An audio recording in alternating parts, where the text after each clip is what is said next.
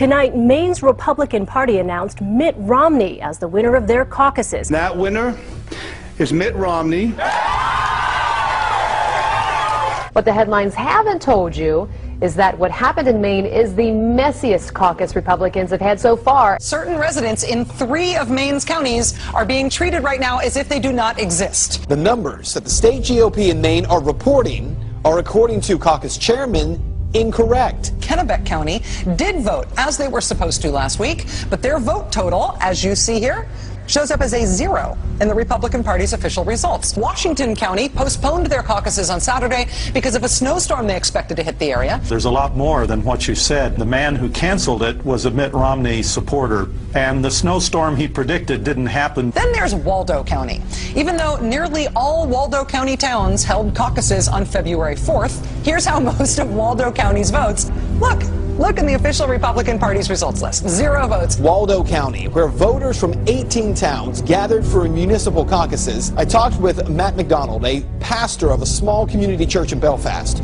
He was nominated as the chairman of the Belfast caucus. The state instructed the chairman to not read any of the votes aloud, and instead to send them directly to Augusta. McDonald made a motion to have the votes read aloud at the caucus, and it passed unanimously. The vote was 8 for Ron Paul, 7 for Rick Santorum, 5 for Mitt Romney, and there were 2 undecideds. No results have been posted from the Belfast caucus.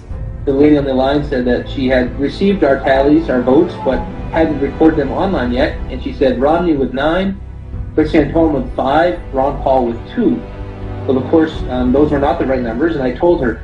And she said, well, those are the numbers we have. You see, dozens of towns on the GOP site are listed as if no one voted, including in Waterville, Maine, home to 15,000 people. We contacted the Maine Republican Party today to find out what the heck happened to all of Waldo County's votes.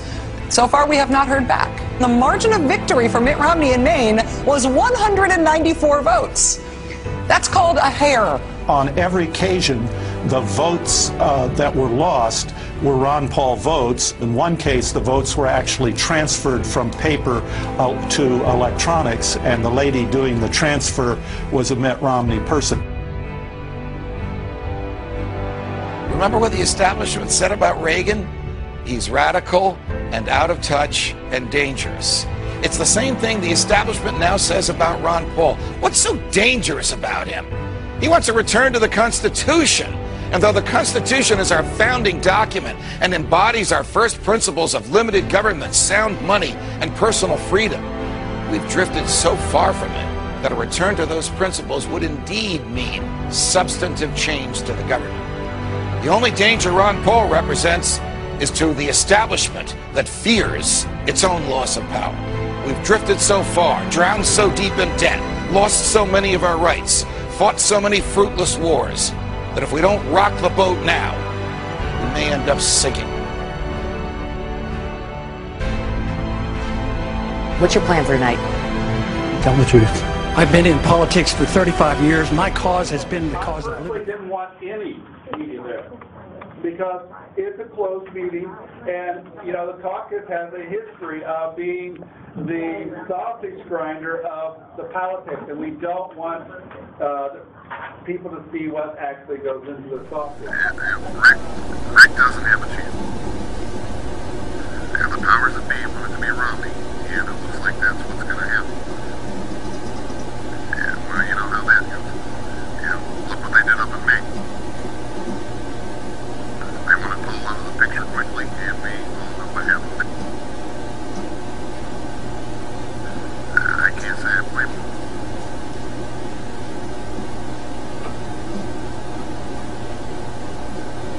Well, it's a moot point now, anyhow.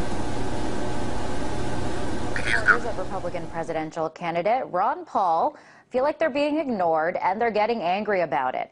Take a look at the chaos that broke out at the Missouri caucuses yesterday.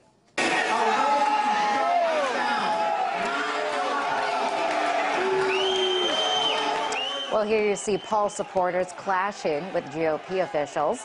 The organizers say Paul backers were being loud and obstructive, but Paul's crowds say they just want to be heard. And police there ended up arresting two of the Paul supporters. So are they in fact being disruptive, or is this what they need to do in order to get their voices heard? Well, to try to find out what's really going on, investigative journalist and publisher of the Brad blog, Brad Friedman, joins me now from our New York studio. He has been following these events very closely. Nice to see you, Brad. So things got good to see you. Things got pretty heated there in Missouri. Paul supporters, they feel like they're not getting a fair shot. Do you think that there's an effort to silence him, or silence them, rather? Well, the fact is they weren't getting a fair shot. This was not a matter of Ron Paul supporters making trouble. This was a matter of the party establishment there in St. Charles County, Missouri, actually trying to hijack this caucus, putting in place some rules that they're really not allowed to do according to the Republican Party rules. They started off this thing saying, well, we have to turn off all videos, all recording devices. Now, there was nothing in the rules about that whatsoever. And the Ron Paul folks know that as soon as you shut down transparency, democracy goes away. And they were not happy about it. They spoke up, as is their right in a caucus like this. They tried to follow the rules. In fact, from my reporting and from the folks that I've talked to, and certainly from the videos that you can see at bradblog.com, it wasn't the Ron Paul folks who were breaking the rules here. It was the GOP party establishment. And happily, the Ron Paul folks stood up for themselves. It was good to see. But then they get angry, and then it turns out that they get demonized for causing trouble. Well, they get demonized, yes, but again, that's not their fault. That might be the media's fault, the corporate media's fault for reporting it that way.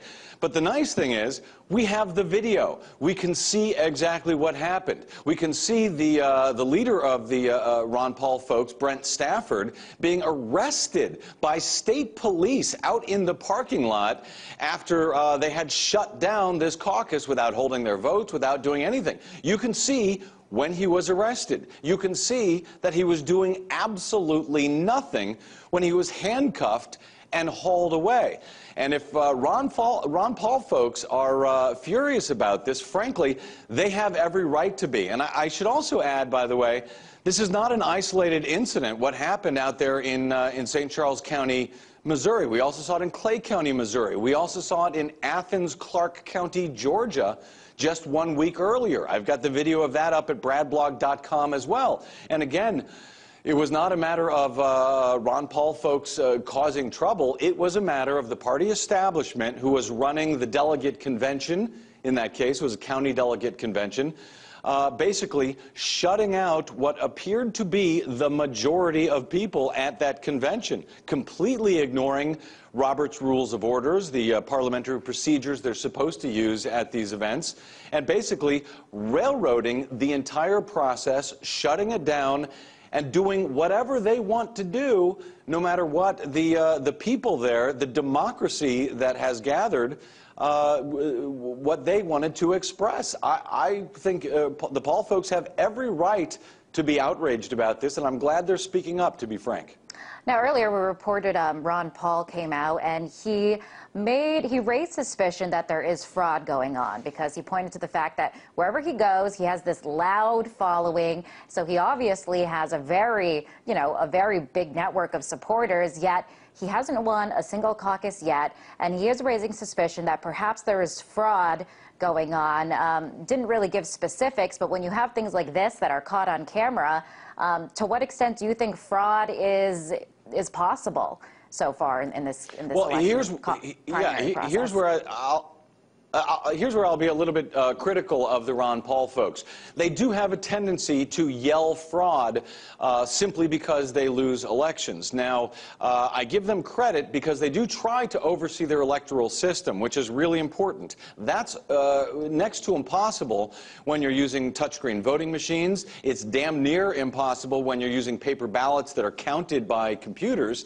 And in fact, there has been fraud where you saw, for example, in Maine, in the Maine caucus, where the state GOP party chair there, Charlie Webster, comes out and announces Mitt Romney as the winner of the Maine caucus by 194 votes before two entire counties have even held their caucuses yet. So, I mean, this was, you know, they were blatantly robbed in that case, and we've seen other cases that are similar to it. But I would caution the Ron Paul folks, you know, while it's important to do everything you can to oversee your election, to be as transparent as possible, to not yell fraud every time you lose an election unless you have the evidence to prove it. And now we're seeing more and more there is evidence to prove where these people have simply been robbed, as they were in St. Charles, Missouri, as they were in Clark County, Georgia, in Athens, Georgia. So, you know, rather than turn the other way and say, oh, it's those crazy Ron Paul people, I think the media would do well to pay attention to what it is they're complaining about and what it is that they are trying to oversee with our own democracy here. So fraud, hard to prove, but it is obvious that there is some kind of an effort to alienate or to at least silence Paul supporters. Well, there's an effort to steal caucuses, out and out steal caucuses, steal delegates.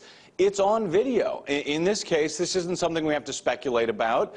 Caucuses are a lot more transparent than primary elections, where they're counted by computers and the citizenry can't see if ballots are counted correctly at all. But here in caucuses, they're very transparent, and we can see what has happened.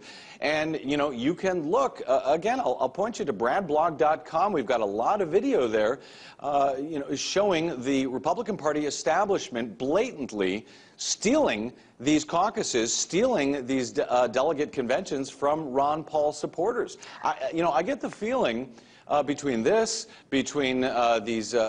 polling place photo ID laws, these restrictions that Republicans are putting in place, I get the sense that the Republican Party establishment hates democracy, really. And now you can see it on videotape at bradblog.com and YouTube and everywhere else where transparency reigns.